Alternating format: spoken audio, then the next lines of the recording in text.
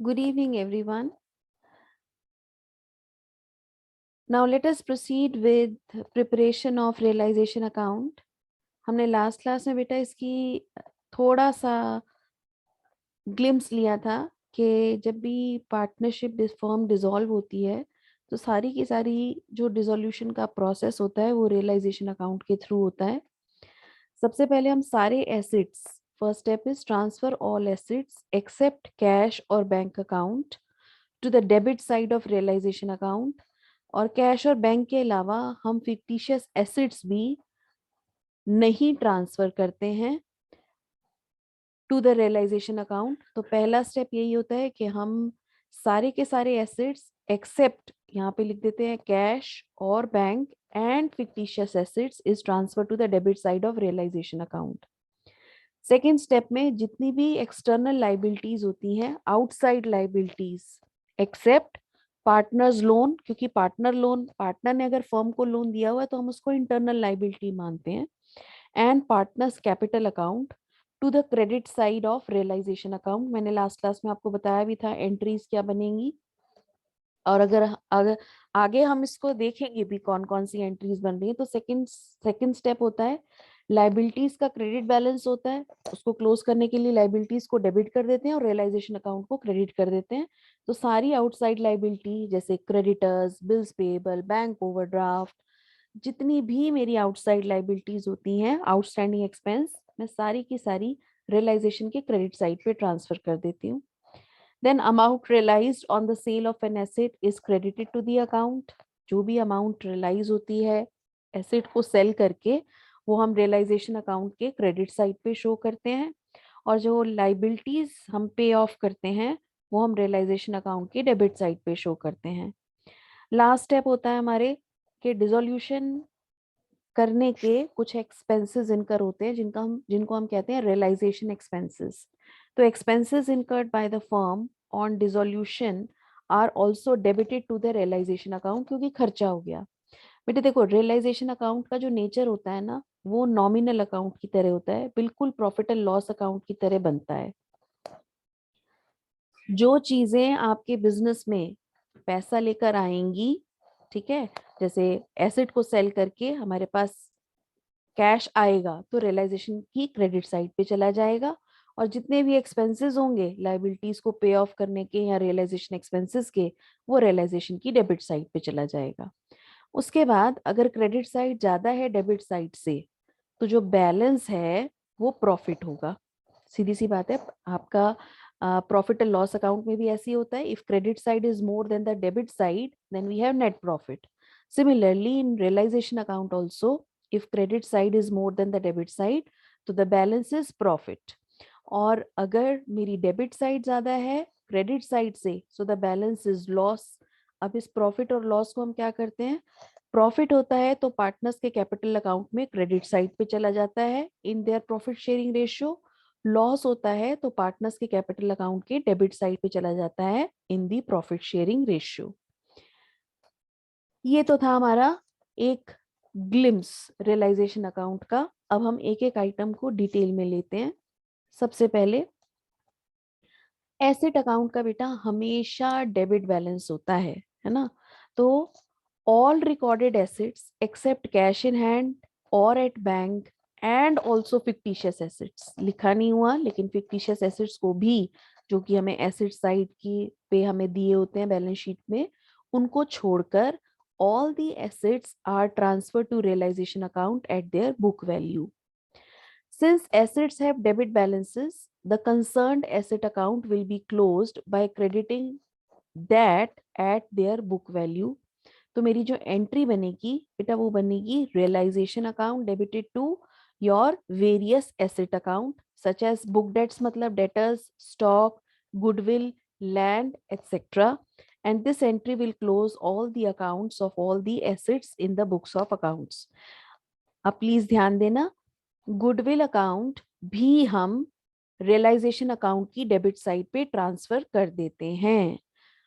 बाकी हम चैप्टर्स में क्या कर रहे थे, हम गुडविल को राइट ऑफ करते थे। परचेज गुडविल अगर बैलेंस शीट में एसेट साइड पे दी होती थी तो हम पार्टनर्स के कैपिटल अकाउंट में उसको डेबिट करते थे और राइट ऑफ करते थे। इसमें ऐसा नहीं करना, क्योंकि अब तो बिजनेस ही सेल हो रहा है, तो गुडविल भी हम दूसरे एसेट्स की तरह रियलाइजेशन अकाउंट की डेबिट साइड पे ट्रांसफर कर देंगे।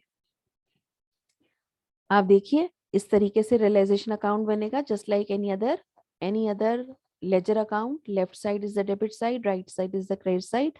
तो सारे assets, two assets, goodwill, land and building, plant and machinery, debtors, investments, मैंने रियलाइजेशन की डेबिट साइड पे ट्रांसफर कर दिए। अगर कोई एसेट हमने रियलाइजेशन की डेबिट साइड पे ट्रांसफर किया है, उससे रिलेटेड अगर कोई रिजर्व है, जैसे इन्वेस्टमेंट से related investment fluctuation reserve, debtor से रिलेटेड कोई प्रोविजन है, तो वो हम रियलाइजेशन की क्रेडिट साइड पे ट्रांसफर करके उसको भी क्लोज कर देंगे। यही हमारा नेक्स्ट पॉइंट है। It is to be noted then when an asset is transfer to the realisation account, its corresponding provision or reserve appearing on the liability side of the balance sheet is also transferred to realization account। जैसे कि realisation debited to investment किया था, realisation की debit side पे investment चला गया, तो investment fluctuation fund account debited to realisation account, realisation की क्रेडिट साइड पे इन्वेस्टमेंट फ्लक्चुएशन फंड जो कि बैलेंस शीट में लाइबिलिटी साइड पे दिया होता है, वो भी रियलाइजेशन की क्रेडिट साइड पे ट्रांसफर हो जाएगा।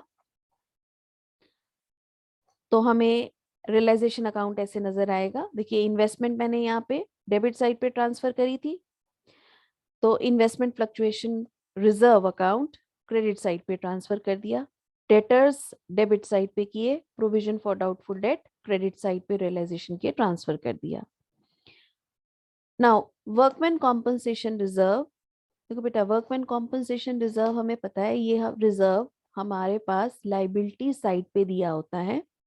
अगर इसके अगेंस्ट कोई लाइबिलिटी अराइज होती है, तो हम इसको रियलाइजेशन, सिर्फ लाइबिलिटी जितने का क्लेम अराइज हुआ है ना बेटा, उतने की ही लाइबिलिटी हम रियलाइजेशन अकाउंट की क्रेडिट साइड पे ट्रांसफर कर देते हैं और फिर लाइबिलिटी को पे ऑफ करते हैं, और बाकी बचा वर्कमैन कॉम्पनसेशन रिजर्व पार्टनर्स के कैपिटल अकाउंट में ट्रांसफर हो जाता है in their profit sharing ratio. यही लिखा हुआ है, if workman compensation reserve exist in the books of accounts and against its liability is also expected to arise, यानी कि claim is expected to arise, then the amount of liability out of workman compensation reserve is transferred to the realization account। तो हम claim जितना arise हुआ है उतना हम workman compensation reserve के अगेंस्ट जो क्लेम अराइज हुआ है वो हम रियलाइजेशन अकाउंट की क्रेडिट साइड पे ट्रांसफर करके उसको पे ऑफ कर देंगे, और जो बैलेंस बच जाएगा वर्कमैन कॉम्पनसेशन रिजर्व का, वो पार्टनर्स के कैपिटल अकाउंट में प्रॉफिट शेयरिंग रेशियो में डिस्ट्रीब्यूट कर देंगे। Let us see this with the help of an example.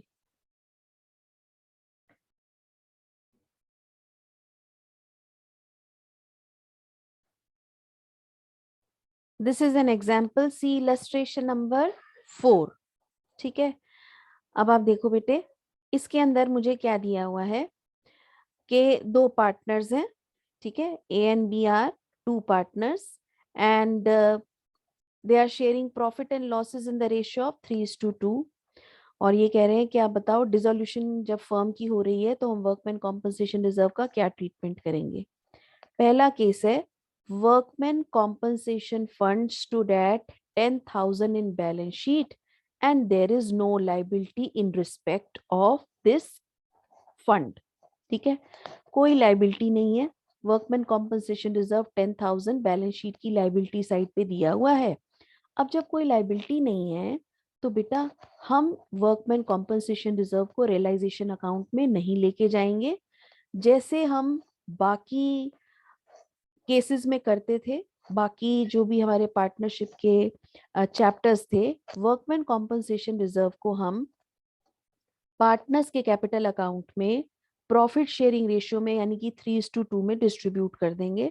So this is going to be our treatment first case का, that workman compensation fund account debited, credit balance होता है, इसको debit करेंगे 10,000 to A's capital account to B's capital account.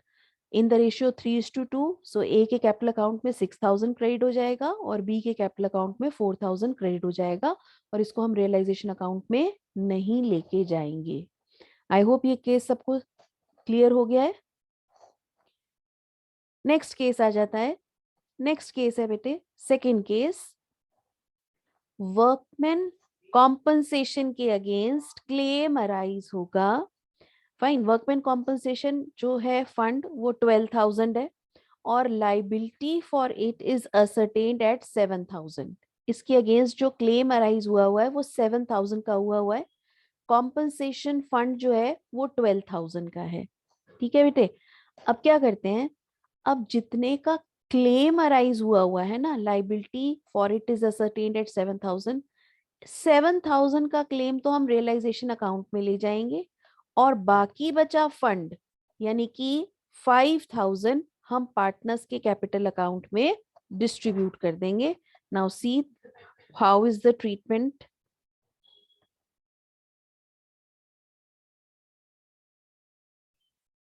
C, workman compensation fund account debited 7,000 to realisation account 7,000, है ना। देखो ये fund था, मैंने जितने का क्लेम अराइज हुआ था उतने का workman compensation fund realisation account की, जैसे मैं लाइबिलिटीज को ट्रांसफर करती हूँ, मैं लाइबिलिटीज को रियलाइजेशन अकाउंट की क्रेडिट साइड पे ट्रांसफर करती हूँ, तो मैंने workman compensation fund account debited to realisation account like any other liability, मैंने जो लाइबिलिटी अराइज हुई थी उतने का फंड रियलाइजेशन अकाउंट की क्रेडिट साइड पे ट्रांसफर कर दिया।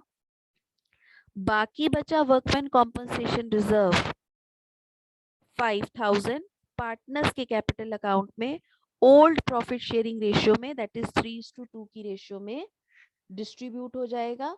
तो मेरी सेकेंड एंट्री बनेगी इस केस में, workman compensation fund account debited to A's capital account to B's capital account. Fund हमारा बच गया था बेटे 5,000 का, है ना, 5,000 का फंड हमारा बच गया था।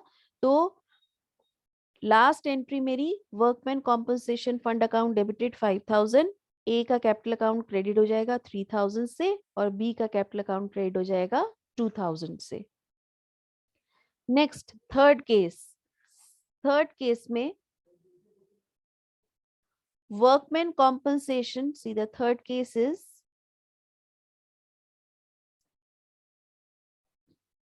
workman compensation fund stood at 12,000 and the liability in respect of it is ascertained at 15,000।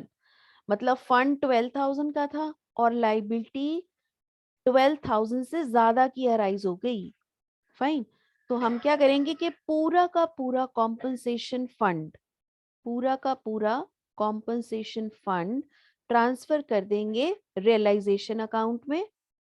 Fine, लेकिन जब लाइबिलिटी की पेमेंट कराएंगे तो वो 15,000 से कराएंगे। Fine, let us see how it is going to be like. देखिए मैंने पूरा का पूरा वर्कमैन कॉम्पनसेशन रिजर्व ट्रांसफर कर दिया।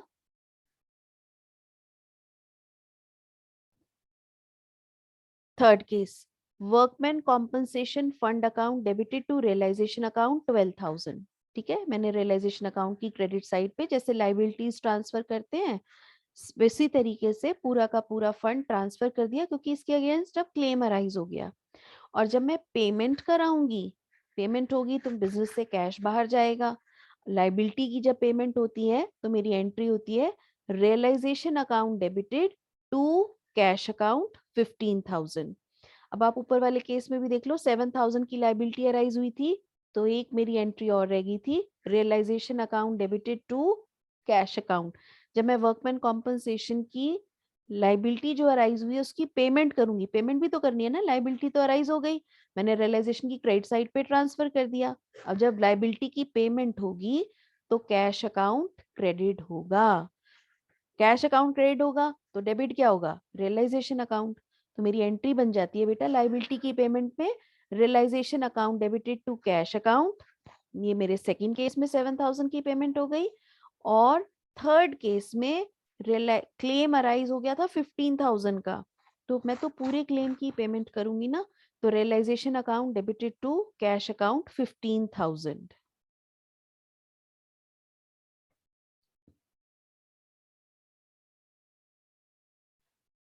Now let's move to the next case.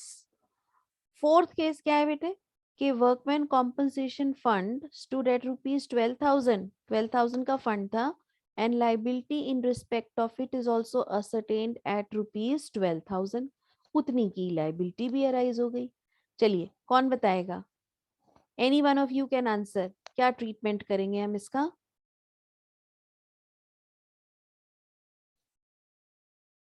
Divya क्या ट्रीटमेंट करेंगे? ओके यस गुरबानी क्या ट्रीटमेंट करेंगे? Workman compensation fund account debited to realisation account and फिर realisation account to cash account, दोनों में ही 12,000. Very good, excellent. यानी कि आपको ये बात बिल्कुल समझ में आ गई है.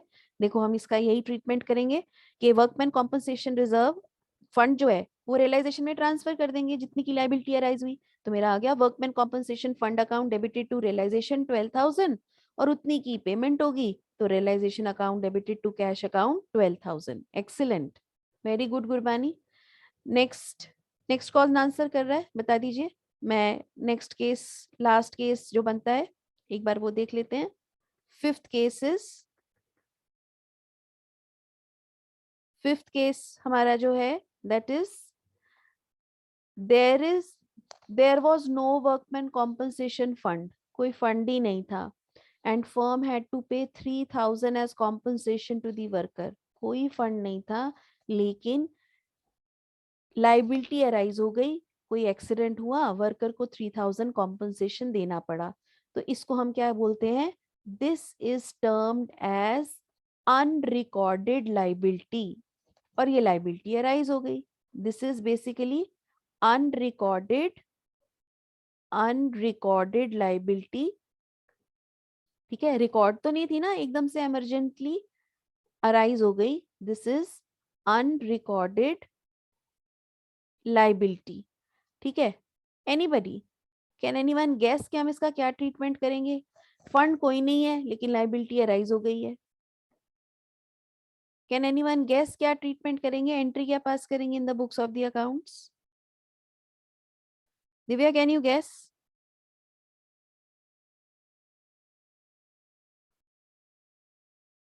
लाइबिलिटी अराइज हो गई है. ये भी जो वर्कमैन कंपनसेशन फंड जो भी अभी लाइबिलिटी अराइज हुई है वो पार्टनर्स दे देंगे. The realisation account debited to cash और फिर वो बस पार्टनर्स में खत्म. डिवाइड हो जाए. वो तो बाद में पार्टनर्स में अपने आप ही इफेक्ट आ जाएगा ना. बस इसमें realisation account debited to cash being an unrecorded liability on account of workman compensation paid 3,000 खत्म. वो इफेक्ट तो बेटा अपने आप ही जब रियलाइजेशन अकाउंट बनेगा उसका जो प्रॉफिट और लॉस पार्टनर्स के कैपिटल अकाउंट में क्रेडिट डेबिट होगा तो वो तो अपने आप ही पार्टनर्स में लेना देना हो जाएगा. लेकिन आपकी जो लाइबिलिटी थी जो अराइज हुई है क्लेम के अगेंस्ट, है ना, वो आपने लाइबिलिटी की पेमेंट करनी है. लाइबिलिटी कोई थी तो थी नहीं, आपके पास कोई फंड तो था नहीं, लेकिन आपके पास लाइबिलिटी इमरजेंट अराइज हो गई. अब आप उसको कहीं पे रिकॉर्डेड भी नहीं है तो आप सिंपली बेटा क्या करोगे? उस लाइबिलिटी की पेमेंट कर दोगे realisation account debited to cash account. That's it. I hope ये पांचों केस वर्कमैन कॉम्पनसेशन रिजर्व के सबको समझ में आ गए हैं.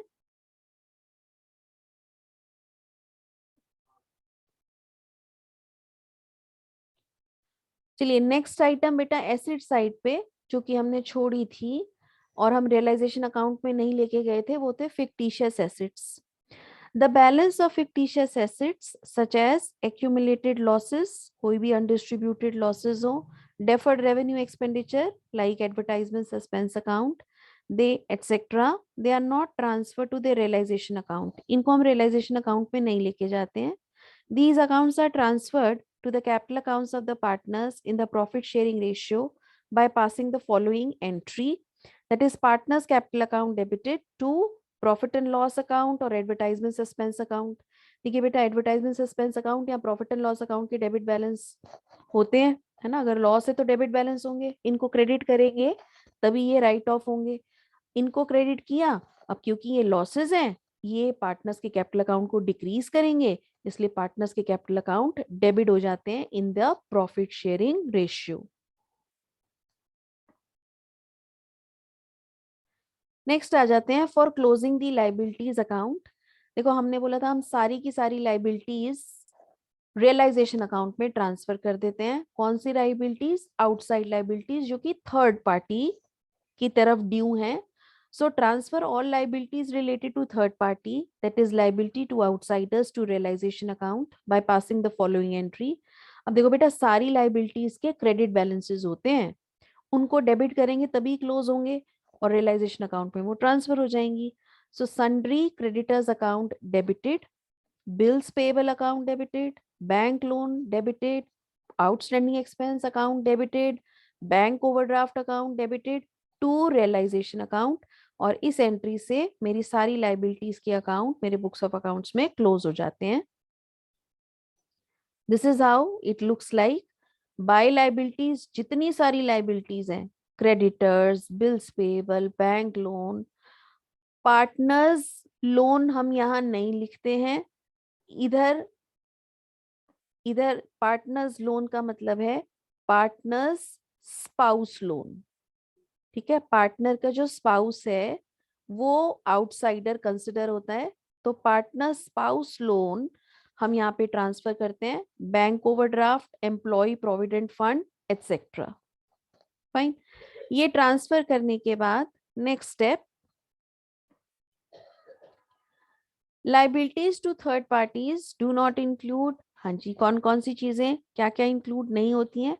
Accumulated profits. देखो लाइबिलिटी साइड में एक्यूमुलेटेड प्रॉफिट्स होते हैं, जैसे reserve fund, general reserve, credit balance of profit and loss account. Hence these accounts are not transfer to realisation account. और इन अकाउंट्स को हम क्या करते हैं?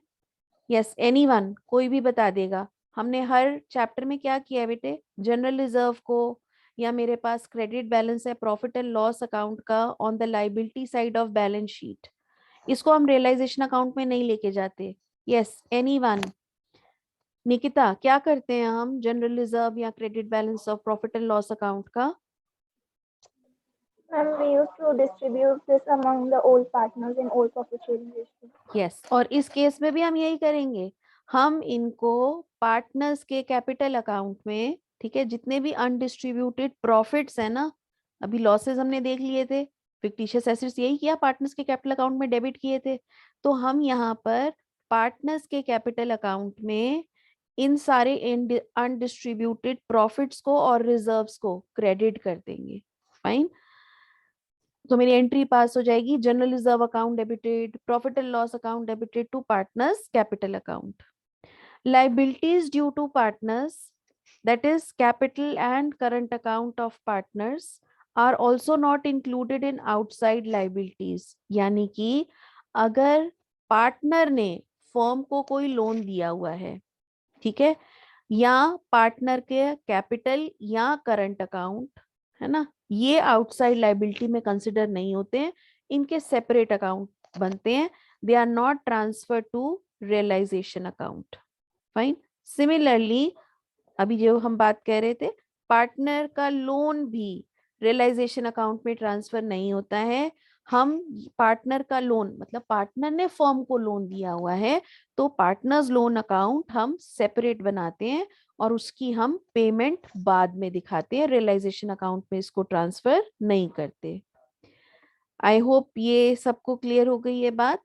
तो लाइबिलिटी साइड से सिर्फ आउटसाइड लाइबिलिटीज ट्रांसफर होती हैं, एक्यूमुलेटेड प्रॉफिट्स नहीं होते, पार्टनर का लोन नहीं होता और पार्टनर के कैपिटल अकाउंट ट्रांसफर नहीं होते हैं। तो outside liabilities means creditors, bills payable, bank overdraft, outstanding expenses, employ provident fund, partner spouse loan, है ना। पार्टनर का अगर देखो, पार्टनर के अगर सपोज मिस्टर ए है, he is a partner, mister A ने मिसेस ए से लोन लेके फर्म में दे दिया, तो मिसेस ए का जो लोन है वो आउटसाइडर को ही लोन माना जाएगा। फाइन, तो वो हम ट्रांसफर करेंगे। अभी हमने अनरिकॉर्डेड लाइबिलिटी का ट्रीटमेंट देखा था, इसी तरीके से बिजनेस में अनरिकॉर्डेड एसेट्स भी हो सकते हैं। अब वो एसेट कौन से होते हैं? assets may have been debited to profit and loss account or have been written off completely in the past but physically they exist. They are termed as unrecorded assets. देखिए एक एग्जांपल लेते हैं. एक typewriter firm ने खरीदा, ठीक है, firm के पास एक टाइपराइटर था, वो फर्म ने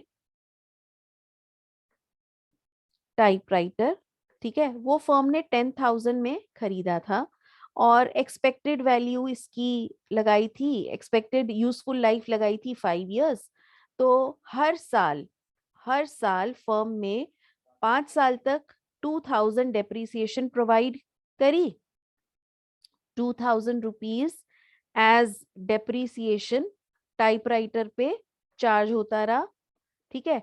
और after 5 years the book value of typewriter is 0, ठीक है. Book value obviously after 5 years जब हम 2,000 डेप्रिसिएशन चार्ज करते रहेंगे तो 5 इयर्स के बाद उसकी बुक वैल्यू 0 हो जाएगी. लेकिन जब फर्म डिसॉल्व हो रही है, ये टाइपराइटर अभी भी है और मार्केट में सेल हो सकता है. फाइन. तो ऐसे एसिड्स को हम अनरिकॉर्डेड एसिड्स कहते हैं, जो कि अभी भी फिजिकली एग्जिस्ट करते हैं लेकिन बुक्स ऑफ अकाउंट से कंप्लीटली रिटन ऑफ हैं. फाइन. और अनरिकॉर्डेड लायबिलिटी अभी हमने देख ही ली थी कि हमारे पास कोई भी रिजर्व नहीं था लेकिन कोई क्लेम अराइज हो गया, वर्कर्स के जो कॉम्पनसेशन देने के लिए क्लेम अराइज हो गया था all of a sudden, so that is an unrecorded liability. अब बेटा ऐसे एसेट्स और लायबिलिटी का हम कुछ नहीं करते. एसेट को सेल करके जो अमाउंट आ जाती है वो हम रियलाइजेशन के क्रेडिट साइड पे ले जाते हैं और लायबिलिटी को पे ऑफ करके जो कैश चला जाता है उसको हम रियलाइजेशन की डेबिट साइड पे ले जाते हैं. Fine. So for realisation of assets whether recorded और अनरिकॉर्डेड, देखो एसेट रियलाइजेशन ऑफ एसेट का मतलब एसेट को सेल करके हमारे पास जो अमाउंट आएगी, चाहे वो एसेट रिकॉर्डेड हो या अनरिकॉर्डेड हो, और एसेट हमने कैश में सेल कर दिया. तो आप देखो खुद ही देखो हमारे पास जब हम एसेट सेल कर देंगे कैश में तो हमारे बुक्स ऑफ अकाउंट में बिजनेस में कैश आ जाएगा. कैश या बैंक जब भी आता है तो डेबिट होता है. सो कैश और बैंक अकाउंट डेबिटेड टू. अब एसेट गया है बेटे तो एसेट अकाउंट नहीं लिखते. क्यों नहीं लिखते? क्योंकि एसेट तो रहा ही नहीं ना, एसेट तो हमने पहले ही ट्रांसफर कर दिया था रियलाइजेशन अकाउंट में. तो हम इसको लिखते हैं टू रियलाइजेशन अकाउंट. हमारी एंट्री बनती है when asset is sold for cash whether that asset is recorded और अनरिकॉर्डेड. अनरिकॉर्डेड एसेट भी सेल करके जो कैश रियलाइज होता है तो हम एंट्री यही पास करते हैं, कैश अकाउंट और bank account debited to realisation account. तो रियलाइजेशन अकाउंट की क्रेडिट साइड पर बाय कैश और बैंक एसेट्स रियलाइज्ड. जो भी आपको ना एडिशनल इंफॉर्मेशन में ये इंफॉर्मेशन दी होगी कि लैंड एंड बिल्डिंग कितने का सेल हुआ, प्लांट एंड मशीनरी कितने का सेल हुआ, डेटर, इन्वेस्टमेंट, टाइपराइटर, ठीक है. टाइपराइटर अनरिकॉर्डेड है तो आप यहाँ पे टाइपराइटर लिखोगे और वो जितने का सेल हुआ वो अमाउंट यहाँ पे लिख दोगे.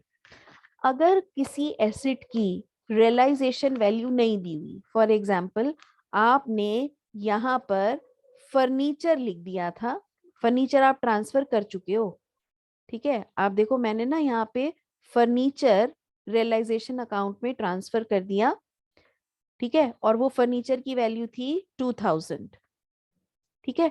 और आपको कुछ भी नहीं दिया हुआ, यहाँ पे आप देखो फर्नीचर नहीं लिखा हुआ ना, यानी कि फर्नीचर नहीं सेल हो पाया या फर्नीचर नहीं रियलाइज हो पाया, तो आप यहाँ पर बाय कैश फर्नीचर नहीं लिखोगे, यानी कि फर्नीचर सेल हो ही नहीं पाया. फाइन. सो आपको लॉस हो गया, 2,000 का लॉस हो गया. क्यों? क्योंकि 2,000 का फर्नीचर था और आप उसको नहीं सेल कर पाए, वो कुछ भी आपको रियलाइज नहीं करके दे पाया. सो 2,000 लॉस. और लॉस आप देख लो, जो भी चीजें आपके प्रॉफिट को कम करती हैं डेबिट साइड पे शो होती हैं, और फर्नीचर 2,000 यहाँ पे आपको डेबिट साइड पे रिफ्लेक्ट कर जाएगा. नटशेल में कंक्लूजन ये है कि अगर कोई भी एसेट की वैल्यू रियलाइज्ड वैल्यू नहीं दी हुई तो हम ये मान के चलेंगे कि वो एसेट नहीं रियलाइज हुआ। फाइन, नेक्स्ट आ जाते हैं। When a partner takes the asset, ठीक है, जैसे सपोज एक पार्टनर कहते हैं, ए और बी दो पार्टनर्स थे, ठीक है, उसमें से ए कहता है कि जो फर्नीचर है ये it is in good condition, I want to take it, ठीक है, जो अमाउंट कोई आउटसाइडर देगा मैं वो अमाउंट देने के लिए तैयार हूं। तो फिर बी कहता है ओके आप दे दो। अब दोनों पार्टनर्स ने म्यूचुअली एग्री कर लिया कि एक पर्टिकुलर एसेट दोनों में से एक पार्टनर लेके जा रहा है, तो उस पार्टनर से हम पेमेंट कैसे लेंगे? उस पार्टनर से हम कैश में पेमेंट नहीं लेते, हम उसका कैपिटल अकाउंट बिजनेस में डिक्रीज कर देते हैं at the agreed value on which that asset is taken over by the partner. So when an asset is taken by a partner, तो मेरी एंट्री बन जाती है partners capital account debited with agreed price to realisation account. Any questions from anyone? तो आप देखो, आप realisation account में इस एंट्री की जो भी हमने लास्ट में देखी, हमने लास्ट स्लाइड में एंट्री देखी थी partners capital account debited to realisation account, तो रियलाइजेशन की क्रेडिट साइड पर हम लिख देते हैं partners capital account asset realised. अब ये पार्टनर दो एसेट ले गया एट एन एग्रीड प्राइस, जो land and building, plant and machinery, जिस भी प्राइस पे लेके गया होगा ये पार्टनर, उस प्राइस पे हम इसको यहाँ पर रिकॉर्ड कर देंगे। For realisation of assets whether recorded और unrecorded, if assets are given to any of the creditor towards the payment of his due, ठीक है, ये यानी कि सपोज फर्नीचर था, वो क्रेडिटर्स ने कहा कि अच्छा हमें पैसे क्या देने, आप हमें फर्नीचर दे दो and our account is settled. Fine, तो देखो फर्नीचर और क्रेडिटर्स दोनों ही के अकाउंट हम क्लोज कर चुके हैं by transferring their balance to realisation account. So in that case no entry will be passed in the books of account if asset is taken by any of the or it is used for payment of any liability, fine, then no entry will be passed in the books of accounts। इसके पीछे logic है, इसके पीछे concept है, क्योंकि देखो वो respective asset और वो रिस्पेक्टिव लाइबिलिटी तो मैं ऑलरेडी पहले ही क्लोज कर चुकी हूँ रियलाइजेशन अकाउंट में ट्रांसफर करके। तो अगर कोई asset is given to any of the creditor or it is used to pay off any of the liability, then no entry will be passed. Then for settlement of liability, whether recorded or unrecorded, देखो payment on payment of liability, अगर हम liability की payment कर रहे हैं तो हमारा cash या बैंक बैलेंस डिक्रीज हो जाएगा। कैश और बैंक डिक्रीज होने का मतलब क्रेडिट होना, तो मेरी एंट्री बन जाएगी realisation account debited to cash और to bank account, realisation account debited to cash और बैंक अकाउंट। अभी हमें ऐसे नजर आएगा, रियलाइजेशन अकाउंट की डेबिट साइड पे हम लिख देंगे टू कैश और बैंक, और जितनी लाइबिलिटीज पे ऑफ हुई हैं कैश में उनको हम यहाँ पर रिकॉर्ड कर देंगे, like creditors, bills payable, partner spouse loan, outside liabilities etcetera. अब अगर कोई पार्टनर बेटा अग्री करता है कि वो फर्म के बिहाफ पर किसी लाइबिलिटी की पेमेंट कर देगा, यानी कि if a partner agrees to settle a liability, तो ऑब्वियसली फर्म को पार्टनर को कॉम्पनसेट करना पड़ेगा। अब फर्म पार्टनर को कैश नहीं देती, वो क्या कहती है कि ठीक है हम आपका कैपिटल अकाउंट बिजनेस में इंक्रीज कर देंगे।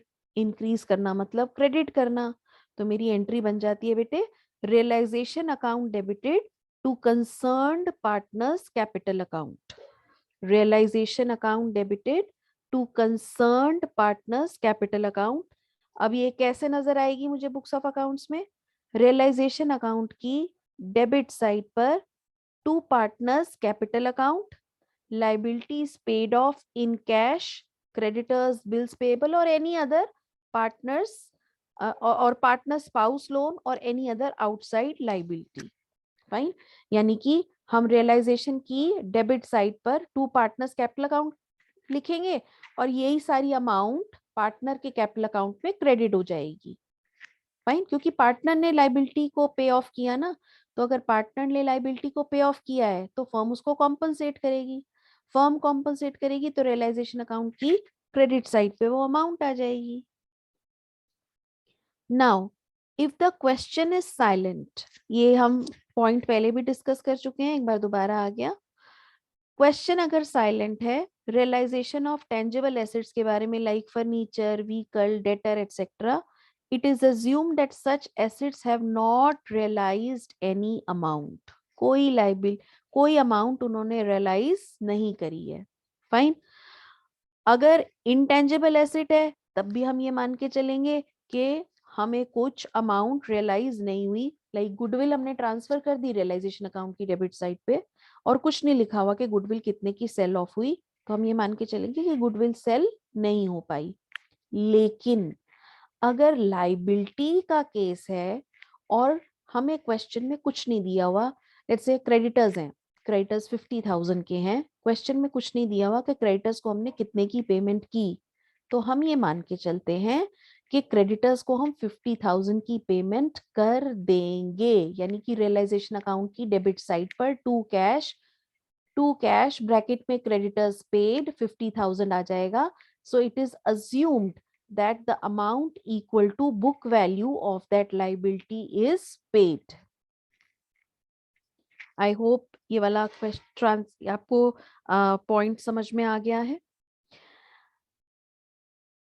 A creditor or in fact any person to whom any of the amount is due may agree to take an asset of the firm in settlement of the claim, then in such a case, अभी हमने बोला था, entry is not passed to record the settlement of that liability.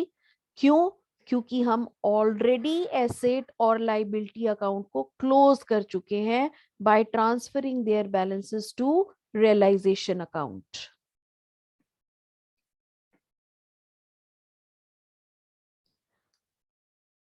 अब बेटा last कोई conclusion, अगर credit side का total realisation account की डेबिट साइड से ज्यादा होता है तो रिजल्ट होता है प्रॉफिट ऑन रियलाइजेशन, जो कि हम पार्टनर्स के कैपिटल अकाउंट में क्रेडिट कर देते हैं in the profit sharing ratio.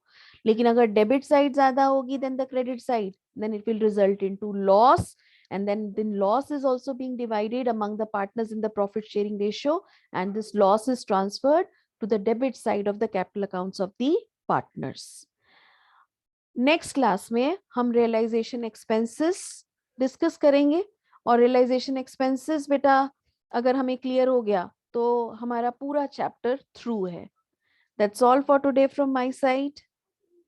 Please revise these concepts, और नेक्स्ट क्लास में हम प्रैक्टिकल प्रॉब्लम भी करना शुरू कर देंगे। Thank you very much.